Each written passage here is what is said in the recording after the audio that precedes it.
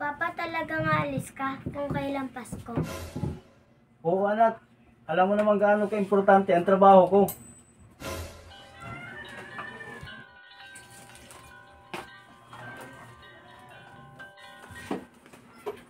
Papa, may isulat ako para kay Santa.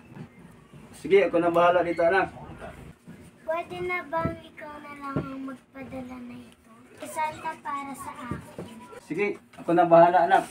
Papa, tapos na ako mag-decorate sa Christmas tree natin. Papa, pwede ba ikaw maglagay ng star? Anak, busy ako eh. Nakita mo naman oh. Pwede bang huwag ka man disturbo sa akin? Vic, baka naman pwede bigyan mo ng kaunting oras yung anak mo. Isa ka pa. Alam mo naman busy ako. Pero anak mo siya. Alam mo naman gaano siya kasaya pag nagbanding kayo. Binilan ko na siya ng mamahaling Christmas tree. Hindi pa ba sapat yan? Nagkakainis kayo. Makalipat na nga ng pwesto. Papa, ang saya naman. Kasabay kita sa pagkain. Naku, kailangan ko nang umalis. Tumawag na yung client. Vic, huwag ka nang umalis. December 24 na, ang araw ng pagsalubong ng Pasko. Pwede naman sa ibang araw na lang yan. Anong ibang araw? Saan tayo kukuha ng pagkain kung hindi ako kikilos? Papa, huwag ka na umalis. Gusto namin makapiling ngayong Pasko. Aalis ako. Sayang yung pagkakataon na yan. Saka malaki yung kikitain ko dyan. Papa, talagang aalis ka kung kailan Pasko. Oo anak, alam mo naman gaano ka-importante ang trabaho ko. Alam mo pa, hindi ka pantay magmahal. Mas inuna nyo pa yung trabaho nyo kaysa sa amin na pamilya mo. Anong hindi pantay magmahal? Ako nga itong nagpakahirap ng trabaho para may pambili kayo ngayong Pasko. Vic, ano ka ba? Pagkatapos kong magpakahirap ng trabaho, kahit ngayong Pasko, ako patuloy yung naging masama. Vic, ang tunay ng diwa ng Pasko ay hindi pa tungkol sa laki ng iyong pirang kikitain. Ang tunay na diwa ng Pasko, ang pagbigay mo ng oras sa pamilya. Ang tunay na diwa ng Pasko. Pero kung yung trabaho mo ang mas importante kaysa sa pamilya mo, o di sige, umalis ka na.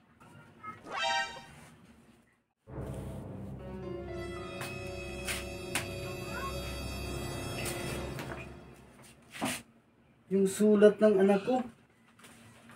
Basahin ko nga. Dear Santa, alam kong sobrang busy ka ngayon. Meron sana akong isang kahilingan ngayong Pasko. Ang papa ko ang pinakadabis na tatay sa buong mundo. Gagawin niya ang lahat para lang mapasaya ako at ang mama ko.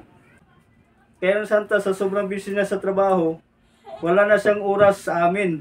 Pag umuwi naman siya sa bahay, nakatutok lagi sa kanyang laptop. Ngayon Santa, wala akong ibang kahilingan kundi ang makapiling ang aking ama sa mismong araw ng Pasko. I love you so much. Thanks, Jaja.